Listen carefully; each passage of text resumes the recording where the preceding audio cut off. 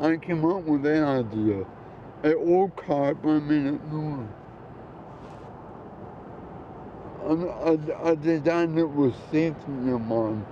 I want if a child hits the car, he can't hurt himself. Uh, like, what happened to the tail lights? It shrunk.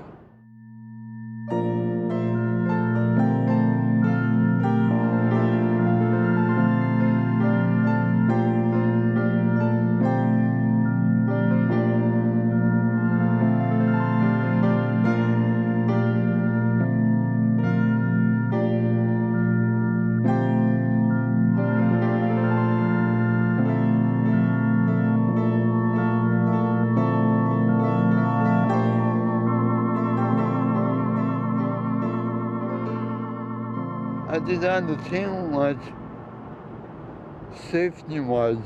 Everyone who hit the car can't get poked in the eye. Something new. Contour lights. Something. I made the lights something like on a Kaiser. I put Kaiser type lights on it. Instead of torpedoes. Because I thought those were dangerous. You park this car by the curb, and someone hits it, then you got poked in the eye by the taillights. I didn't know the car was backing up. I designed the taillight so they won't hurt nobody.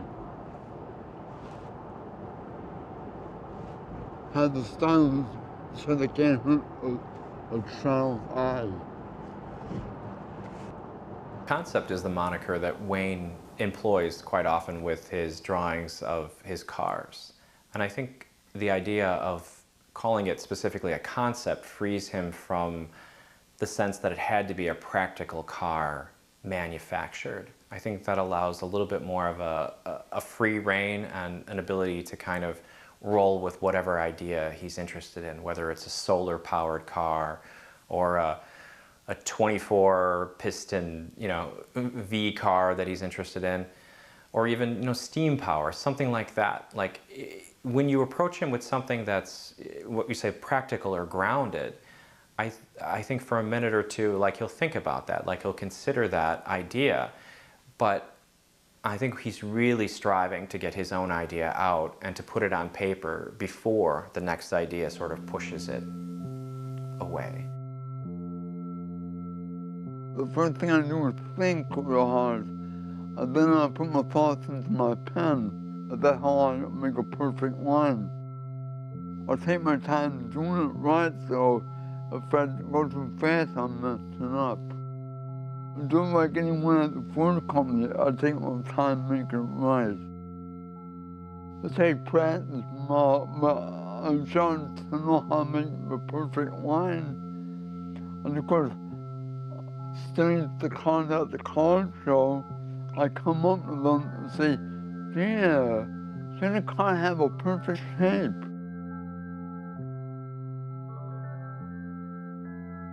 As a designer, I don't know myself how they might come out yet.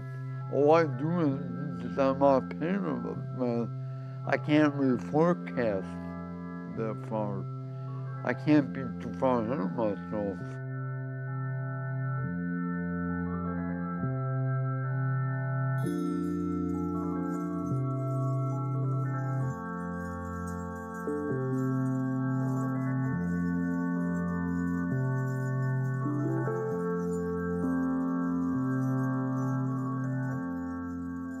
I made this car so high-tech looking, I might enter it in a car show just for the fun of it. One feature on this car is way apart from all other cars. This car has self-operating taillights. Power signal inside the car can make the taillight go on all by themselves. It'll go on by itself only if I back up. So I can pull out of the parking space, if the parking lot's empty, if I'm all by myself, like and there were cars but mine. Like, okay, took me back out so I don't hit nobody. Come on, I want to get a violation for hitting somebody.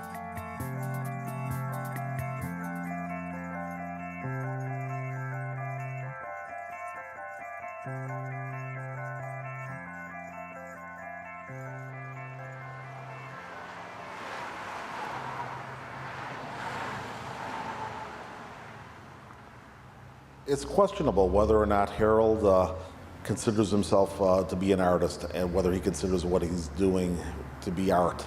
He is aware that certainly that the activities that he is engaging in, other people are calling art, and he will call it art as well. He has a reasonable expectation at this point about what's going to happen.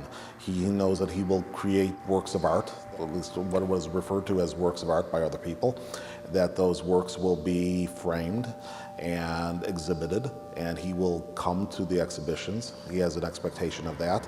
He will be there, he will talk to people, he will see people observing his art.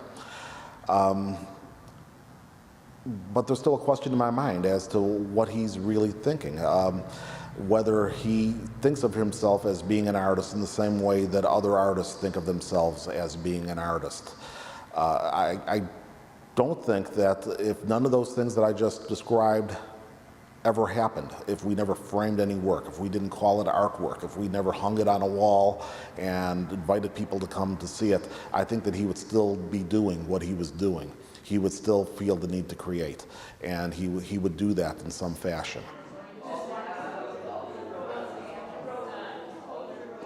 It'll be neat just to have a picture of an eye and a mouth and going, "Ship ahoy," in the body and the neck, and saying, "Ship ahoy! I want Ship ahoy cookies, and they're going to taste really good and great to eat." and this is more like a reality. But the spoken Hollywood masses. You call that talk right there. There's one painting that actually is in my mind a lot. It's the one I call Smiling Faces, with all the smiling faces. It's because the last foster home that Harold was in, and the foster home I wound up in from the Catholic orphanage, those individuals always smile. They're always smiling to the neighbors, to the people at church, to the social workers, to their kids, to their grandkids, to their sons and daughters and in-laws. But to us, once we got into that house, they inflicted beating on us. They locked us in the basement for hours in the dark. They used God as a weapon. God hated us. We had to be good. We had to always pray. We always had to pray for him to forgive us for being not wanted by our parents. One time, Harold asked the foster mother, "When I get to heaven, will I have to live with you?" And she says, "No, because heaven's the place where you're going to only be with the people that you love and they loved you."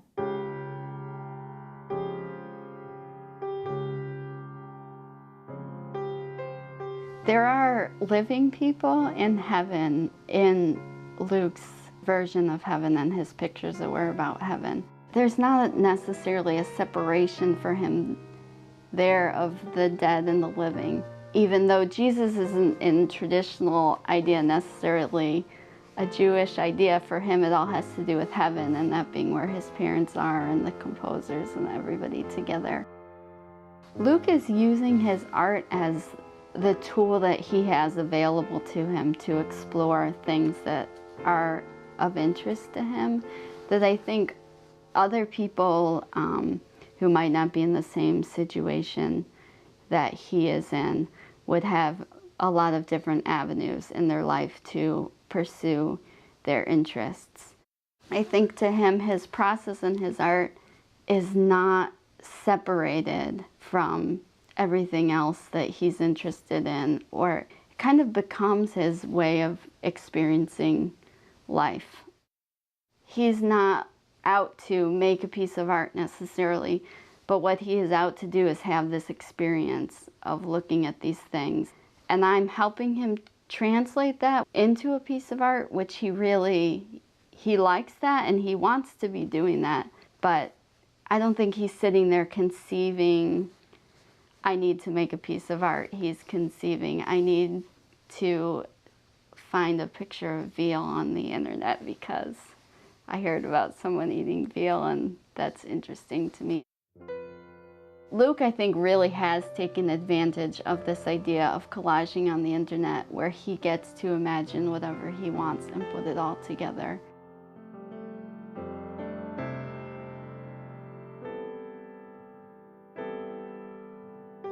Luke's father, Eugene, was born in a town in Czechoslovakia. He was also married before he met my sister, and he had a family with 2 daughters. They were forced out of the home around 1942, and they were sent into a concentration camp. As a matter of fact, Eugene was in several concentration camps together with his family.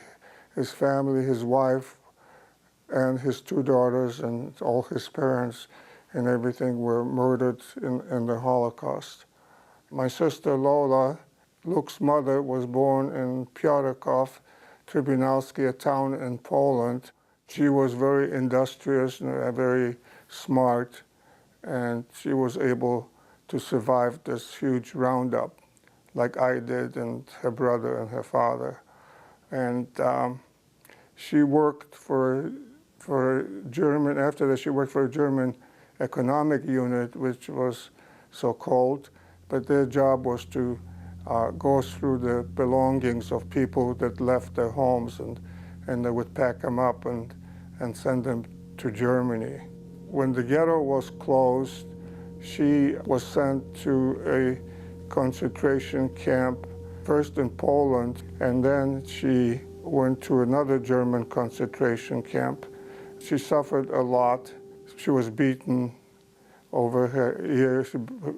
On liberation, she had her eardrum was broken. I think she was liberated by the British Army. And she also went to this displaced persons camp. And that's where Luke's father and Luke's mother met. Upon hearing, Eugene heard that his whole family was wiped out. After a year, they decided to get married. And when Luke was born, he stopped breathing. And Luke's father was rushed Luke to a children's hospital in Munich, where they worked on him a long time, and it was really a miracle that he was able to restore him, start breathing, and they restored him, to life. After that, I would say about 1948, they came to America. When Luke was 2 or 3 years old, they recognized and realized that there was something odd about him that wasn't quite right. They did everything they could for him. He was still functioning at a fairly high level. His father was able to teach him to read and write. His mother, she loved music, and she taught Luke how to play the piano a little. It was a very upsetting experience, after all the traumatic years and being in a concentration camp under German rule. Now they have a child that was developmentally impaired.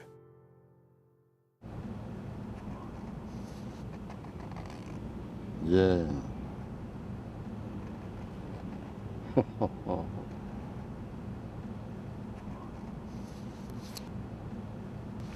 Now make the back end on the body.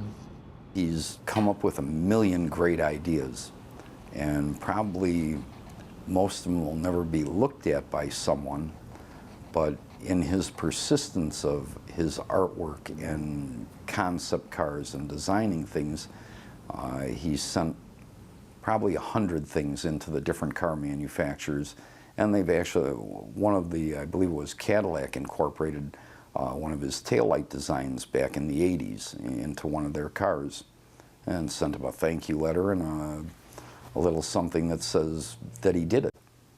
And I just think that's amazing, Me, I could try to do something like that for my whole lifetime and not accomplish it. And yet, in his way, he's found his space, and the art, the ideas have all melded together for him, and he's actually produced something. He's made something that he can be proud of and that other people could be proud of. You know, he's contributed to our society in a very small way that we don't see. Every individual has something that they contribute. And his artwork, I think, is what he contributes to this world. Shackles over impact for safety in case you hit the wall. I want to see that car get banged up. Impact strips. The people in the car cannot be injured because the car might just touch the wall and fall back. So no, it'll back up. Hey, all you got impact strips on the bumper? Yeah, if it hits something, yeah, it'll make the car safe. Yeah. They gotta be first car not to get banged up. 5 stars. 5-star safety records. Wayne couldn't speak until he was about 6 years old, but his mind was working well. He has almost total memory. And I didn't know that till it was 8 years old, because I didn't hear what he could say or how much he knew. But when he got to be 8 years old, he was well enough to sit up. Finally, we went to a doctor who gave him a medicine that wasn't just a drug to keep him from having convulsions. It was a drug to keep him well, not have convulsions, but also to keep his mind alive. And he progressed so fast after that. I didn't start to talk or say hi to my mom until I was almost 6. Almost 6 or 7 I started to talk. And then when I started to say mommy or papa, I didn't start to say those words until I was able to talk real good.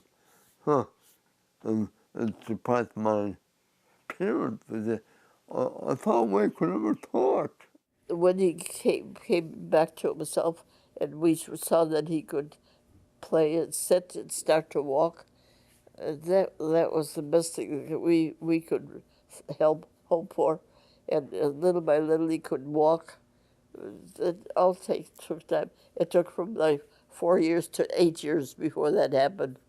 And I thought as long as he was that well, maybe he could go to school. Because at school they just sit and do practically nothing anyway. So I tried to get him into a Lafayette school in our neighborhood, but they didn't have a place for children like that. They had handicapped children, but they were older. He didn't go to a regular high school. That's when he went to Morton College. And they had a section in the corner of the building just for the handicapped. The very first time I went there with my mom, a teacher wanted to know who I was. My mom, you gotta meet my son. He's able to talk, but also he can make a picture unbelievable. So,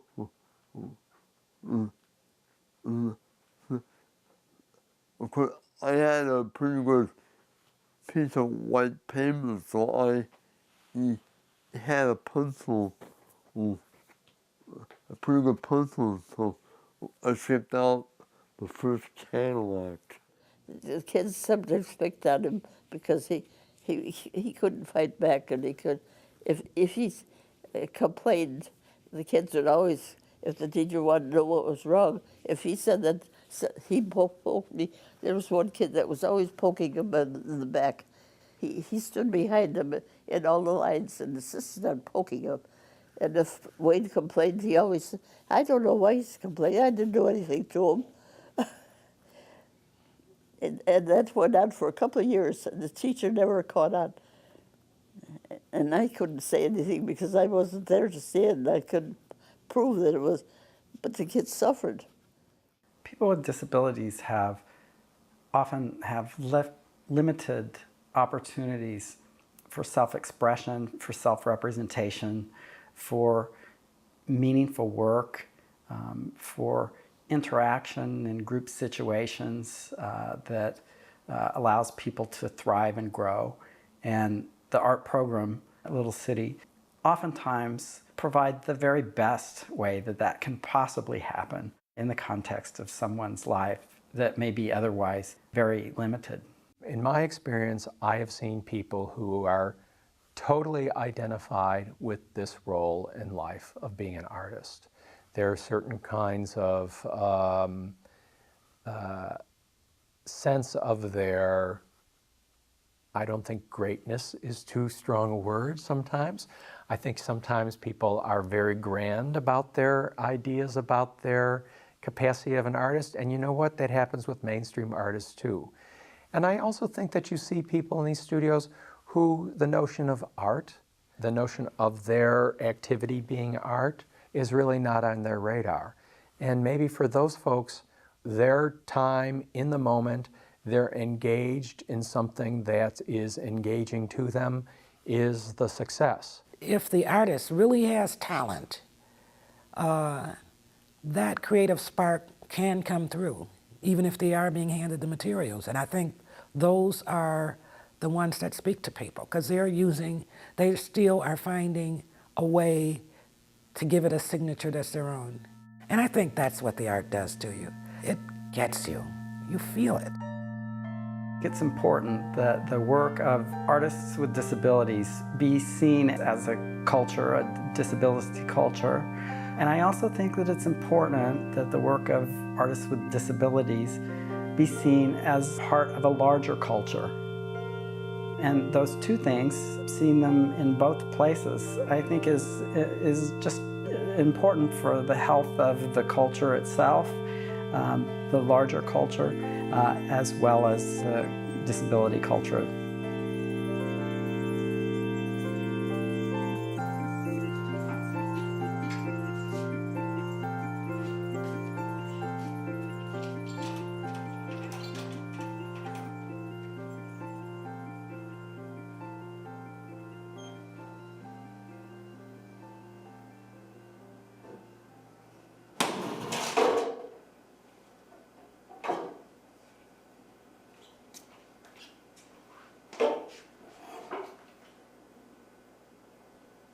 Walking in the grass and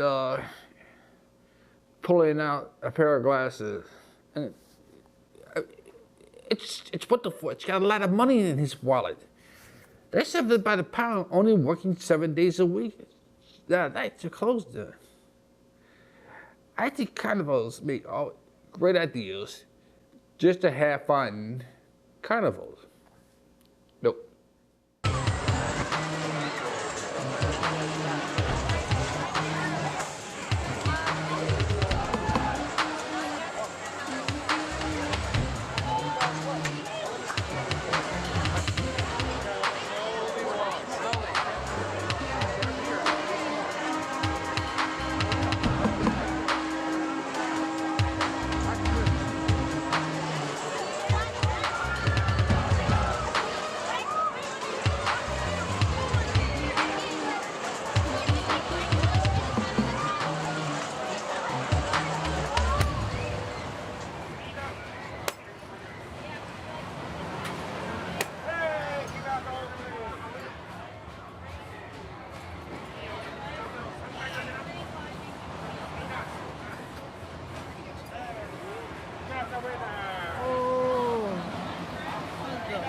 Puppy dog here. Hey, puppy, puppy. Where were you living before you came to Little City? I was in 2 foster homes. I got beaten up by Curtin at the school, and I was badly bruised. I was poor. I had money my parents gave it to me, and he took it, and he would go buy him a new car limousine on his hand, pay for, and that's it. And that's what life is all about. How old were you when you were in the foster homes? I was the age of 4 to 7. Long time ago. Yeah. You remember living with your family before that? Yeah, I lived with my family, and we didn't get along. Becky wanted to get married and get on his own, wanted his money, so he did a lot of writing stuff, and it was a disaster. And my dad is passed away now because he'd been here a long time at his house and my mom. I'm here for Lucy for the rest of my life in here. And I like it. It's kept. It sure is. This is my hope with Lucy, and I'll keep it instead of Solo. Living over Pine Cottage again. You remember your mom and dad at all? I remember that they went through a lot of things just to have me physically taking care of myself. That's why. When Harold was born, my mother used to tell me this, that Harold would never cry. So our father, who was an alcoholic, decided that he was going to end Harold's life. He tried to kill Harold twice. One of the attempts, he put Harold inside of an oven, but because my father was so drunk, he forgot to turn on the stove. He actually put Harold inside the shower, and he turned on the hot water trying to scold him. When that didn't work, he threw Harold into a garbage can and put the garbage can back outside in the alley. On the second attempt on Harold's life, the police were called, and because he violated his probation, because he was already on probation for trying to kill Harold the first time, he was sentenced to 3 years in Joliet State Prison. When my father went to prison, my mother moved into a really bad neighborhood where the other kids were throwing rocks at us, and they actually bashed Harold's head into a pole because he was different. I remember not having a lot of food around, moving a lot. We moved a whole lot. My mother, during that time, had a man moved in with her. So he was taking the welfare money and spending it on himself. So we would get kicked out of the apartment because the rent wasn't paid. This individual inflicted unimaginable horrors on all of us. CPS had to step in. They gave my mother a court date. We went to family court. Family court announced in the paper about each child going to court if there was any family members who wanted custody of us to appear at the hearing. But my mother told the judge that she did not want her 7 children from her first husband, so she left us at the courthouse. We were split up and sent to emergency foster home. But we endured 4 years of horror. I really don't understand why it took 4 years for the state to step in and take care of us, take us away from there. I was 7 years old when I came to Oak City. I was here by the state. They noticed me disabled and retarded. That's why. When he talks about his parents and he apologizes, he also forgives them and misses them. And he's told me their names. He's told me what they look like from his memory. And he tells me I miss them. And he tells me he loves them.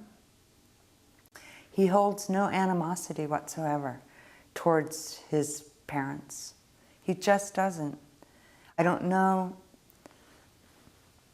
if it's the condition that he has or it's just Harold. He just doesn't hold that animosity or anger. Luke pretty much always knows exactly what he wants to make, or he has ideas, and he needs help executing them. You know, so many contemporary artists rely on outside assistance to realize their ideas. It's not necessarily important that he make every part of the thing.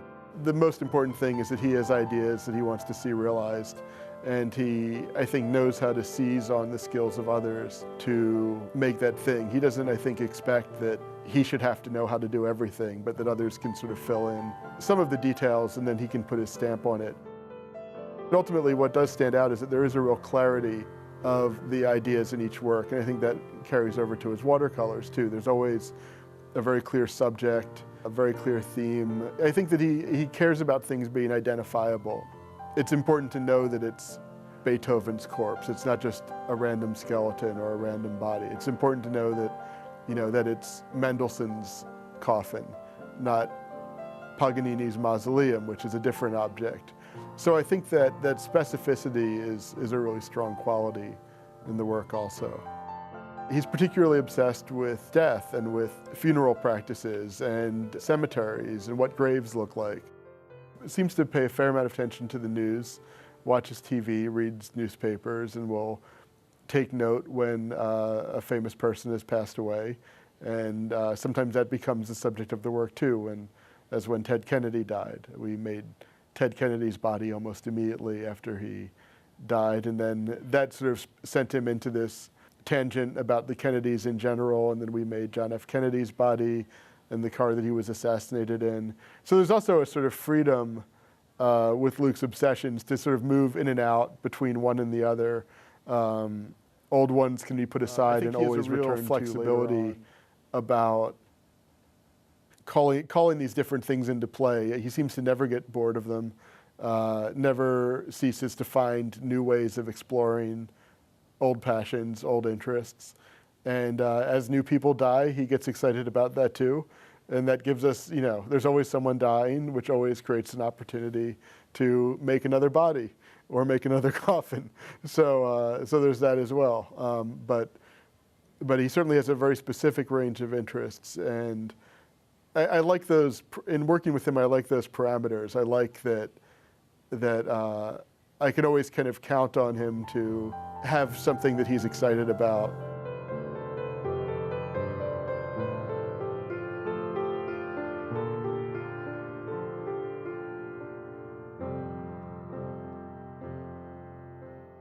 Harold is obsessed about heaven. Most of the time drawing what he will describe as blueprints for heaven. Sometimes that manifests himself solely in architectural types of imagery, where rooms and connecting rooms, lanes of some sort or another. But sometimes what he will do is to mix in faces. It'll have the architectural elements and faces that are just permeating the entire image, permeating the architecture. At least that's the way I interpret it. I'm picturing him giving voice to the very architecture, and the way he expresses this is by spreading the faces that he draws everywhere. I think that might be one way of getting a glimpse into what's going inside of his head. We know that he does hear voices. If you stop and think of what it must be like to have an existence like that, where you're hearing things, where there is nobody to talk to you, where you're in a room, you're in a building, and you're aware of this, but the room and the building is talking to you. Maybe that is how he expresses it through his art, that there are these faces, and they are connected with the architecture, and it is everywhere.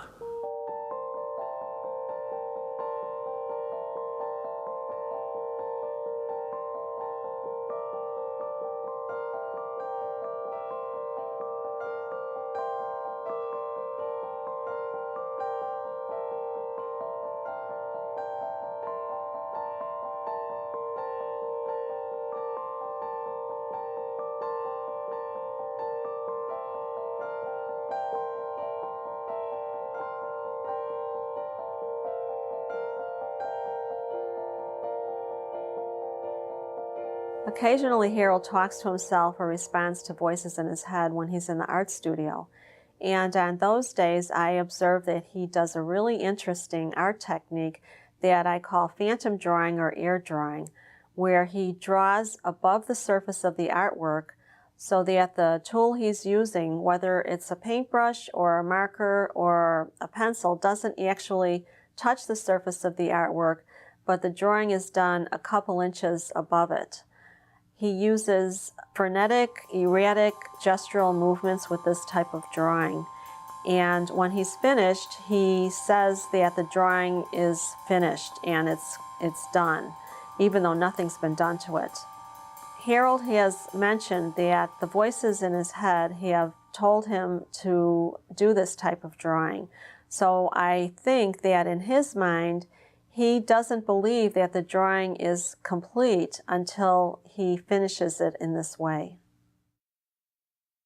Our mother used to take us to museums a lot, and she used to take us to a place on the north side of Chicago. It used to be on the Gold Coast area, and it was a house pretty much set up like a castle. It was full of suits of armor and bows and arrows and long swords and broad blades and all kinds of medieval types of weaponry and things.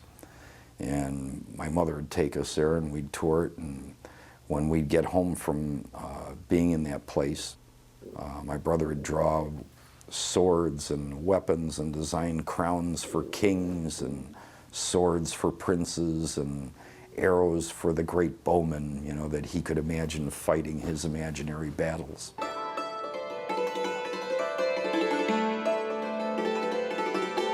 Sure.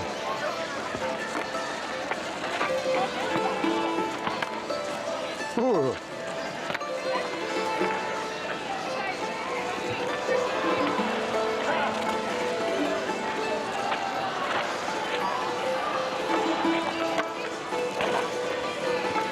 Okay. If I took the head of one of these and I put it on a pole, I might come up with something new. If you can get a longer mace staff with a mace point on it, it would allow you to engage large amounts of foes. So while swinging it back and forth, you could use it like a staff and still keep attacking your enemy. There's a way, so I don't make a mistake. And I want to hurt myself. Nay, one of the good things about long-range weapon is the longer the pole is, the longer it's going to take the pole to come back. The thing is about one of these things, I have to take caution, so if it falls on my hand, it will fall on the ground. Aye. So that's why I want to hit the one. I hit someone by accident. I want to get sued for hitting someone. No, you don't want to get sued for hitting someone. Suing is bad. So Wayne, it was very good to see you again. I really do enjoy when you come to see us. It's lovely to see you. Oh,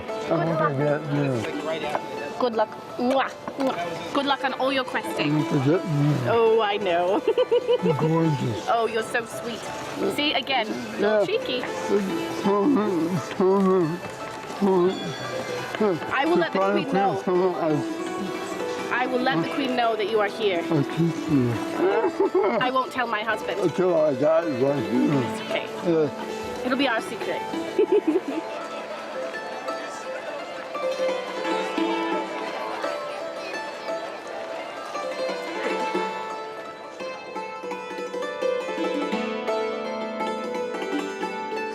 Okay.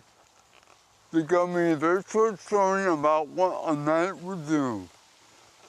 He served his king very well.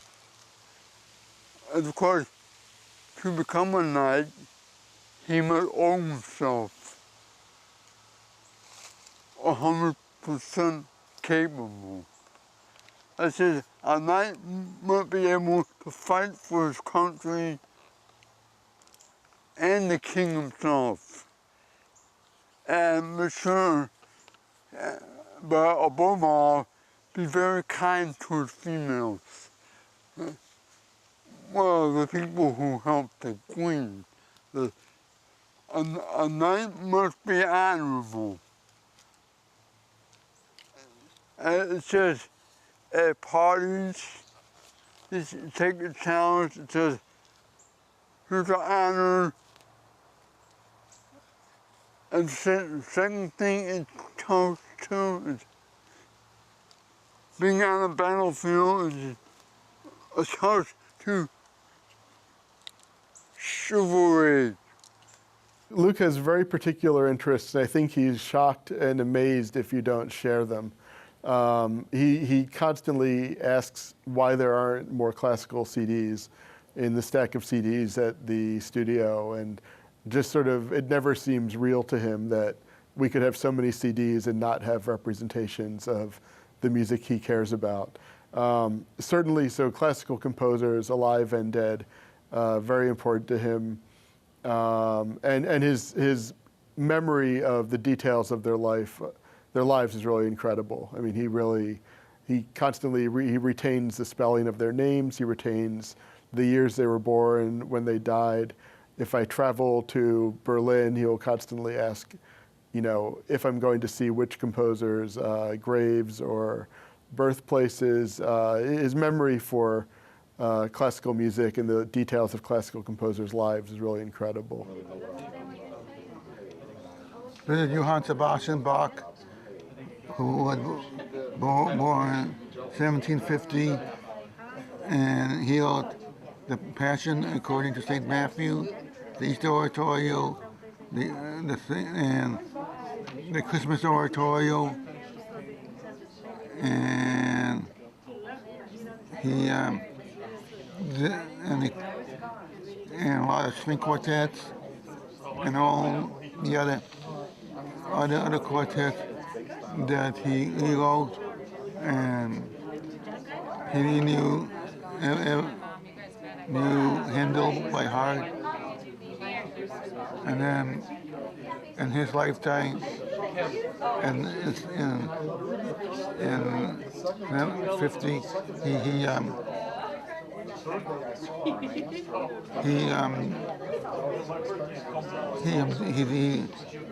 died because he was blind. I believe that they actively taught him. You know, they talked to him about Bach and Beethoven and things like that. He loved it, he absorbed it, and he would read books that on the face of it, you wouldn't think that he has the capacity to understand it, but he seems to be able to read it page by page and absorb a lot of it. It's amazing, really. I mean, he always wants books about composers. So some of his books, now I figure, well, if I can find some children's musical books about composers, that would be more in, you know, what he could cope with. But then we got him some textbooks, actually, and he's able to have a great interest and is able to read them. I mean, slowly. Before he was 4, his father started to teach him to play the violin and the piano. Ludwig could not remember the time when his father was not standing over him with a cane to rap his knuckles when he made a mistake. His mother was the only woman he ever deeply loved, and she died when he was 17. Not till he was 22 and had moved to Vienna to study with Haydn did his career as a composer get underway in the city of Vienna. The improvisations poured from his blunt fingertips. He toiled over every measure, sitting at his desk, which was lifted with rusty pens, half-eaten food, and dirty socks. He lumbered through the streets of Vienna, pushing aside those who got in his way. He wandered in the beautiful countryside where he forgot to eat or sleep when he became lost in the very agony of creation. He did not become totally deaf until his 50th year. The buzzing in his ears grew worse when he recognized that there was nothing to be done. He voided, "I will take fate by the throat." He could still hear music in his mind, if not always with his ears. His health had always been poor, despite his rugged frame. Now weakness intensified the jaundice and dropsy from which he suffered. In March 1827, he lay unconscious. A terrific storm was raging. There was a mighty thunderclap. Beethoven opened his eyes, lifted a clenched fist, and shook it in the spirit of protest and rebellion that ended only with his death. I think that he ties in the deaths of his family with the deaths of composers and also his need to express and deal with deaths in his paintings. Basically, being born not alive. He wasn't breathing. It's got to stay with you in your subconscious. I don't see any other influence that would be as powerful as the ones that I'm describing. You know, his family's death, his own near miss. And I think more than likely his parents talked about family, and they loved Luke very much. And especially his father, Eugene, he spent an inordinate amount of time with him.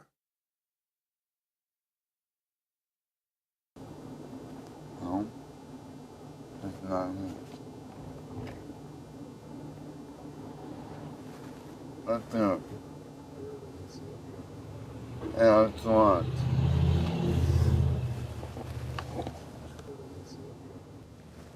Handsome man. On the thought. 34 from the corner. Yeah. Huh. Yeah.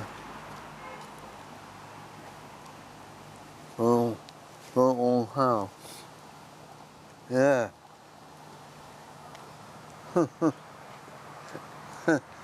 I think it's someone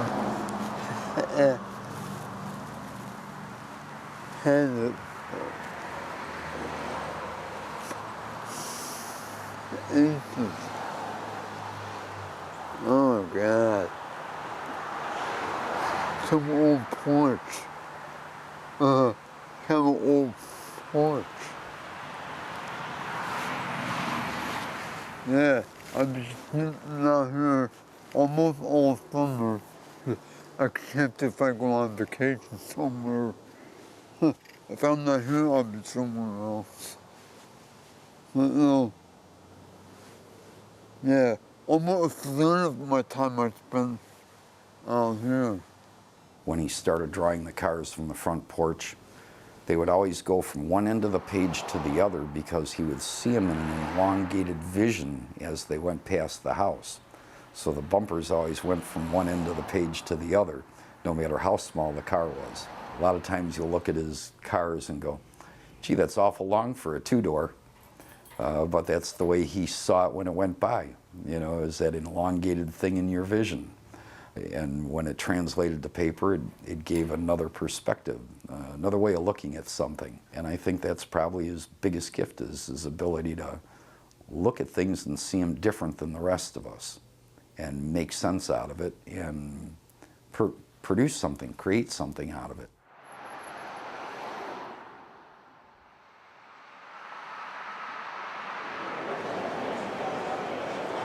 Do you like that? It's nice, isn't it? Yeah, that one was my second favorite cars. Yeah, it's very nice. Well, I think about the old car I used to like the favorite one. Well, I-M-C-E-R-I-A-L.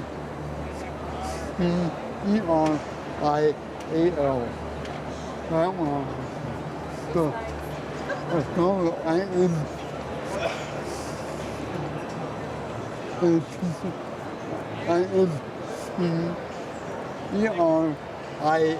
Private? No. Do you want to sit in there?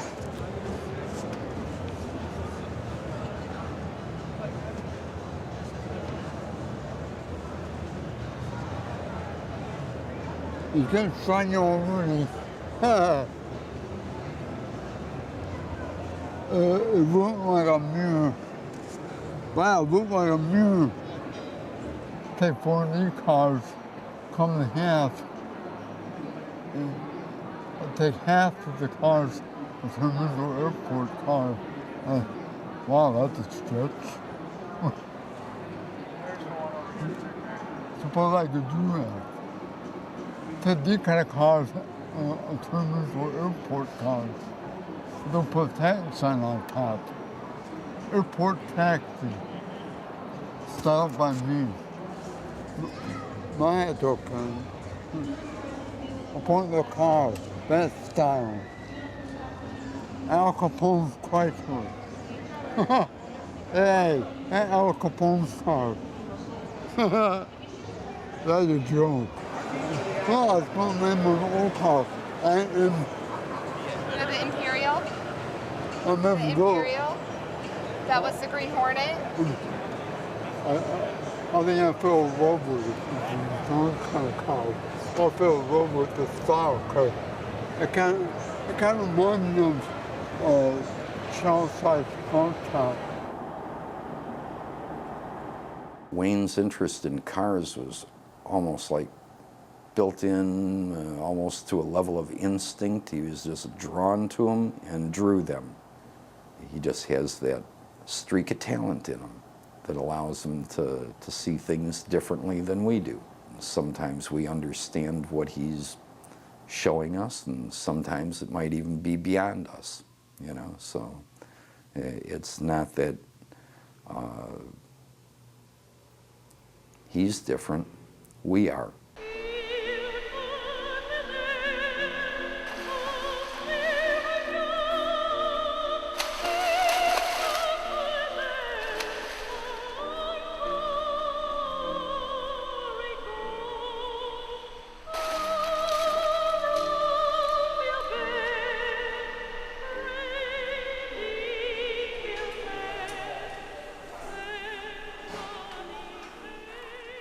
Harold is fixated on the idea of heaven, and he brings in elements from his own life into the idea of heaven. So, for example, a laundromat is something that he's been working on, and he talks about the laundromat a lot. I think he used to work in one. And so when he talks about this one project we're working on, Heaven's Laundromat, I think it's a memory that he has that he conflates with the idea of heaven. The story starts with a view from Heaven's Laundromat. He was making some Earth-type drawings, and so it was supposed to be like, you know, the view of Earth from Heaven's Laundromat.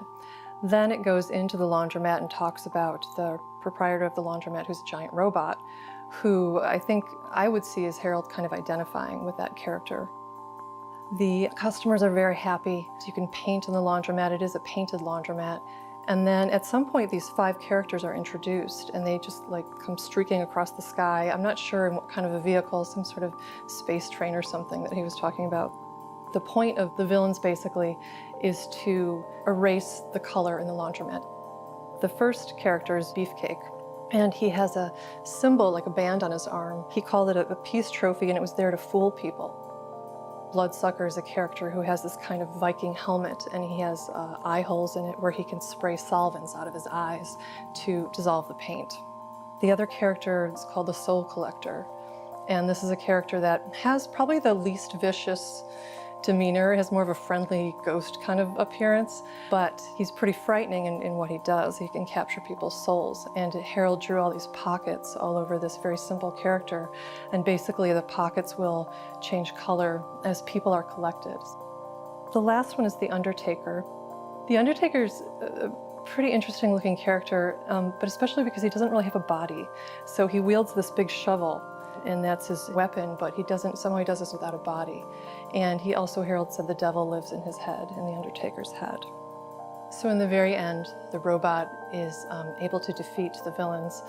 After washing and drying and various means of cleaning don't destroy them, he compacts them all into this big kind of cube with his giant robot hands, and he hurls it into space, and that's how they leave the laundromat.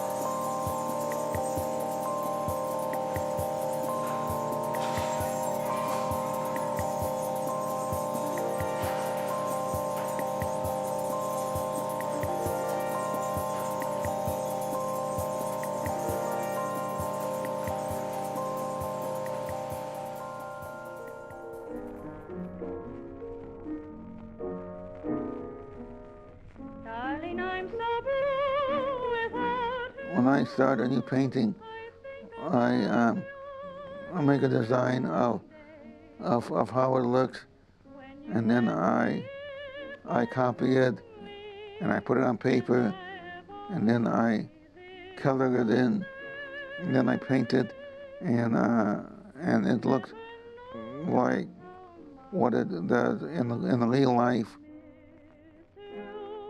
I became interested in art after my father died with my mother, and I loved it, and I hope I can do art again, and I can have all the then I can do all the pictures that I want to do.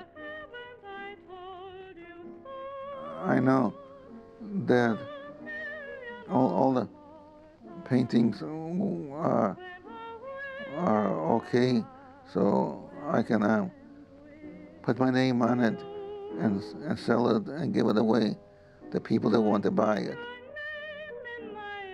After I die, my artwork will be sold to my aunt and uncle, and they can put it on the wall, and then my uncle could put a plaque that says my name on them. I hope my aunt and uncle will remember me by my paintings and my drawings and everything else, and I hope some of them will be sold to other people. After I pass on, my aunt and uncle will remember me as I am, that I did a good job on my artwork. When you're working on something, how do you know when it's done? I look at it. I look at it and it doesn't move. That's why. It's fixed and all that kind of stuff. That's why. It doesn't move? What does that mean? It checks that's there and it's fixed and it's nothing wrong with having something to sell that you fix replace the price for the windows and make decoration picture of it so you get paid for it. That's why. You mean that if it wasn't done and you looked at your artwork, something would jump out at you and need doing? Yeah, really, yeah.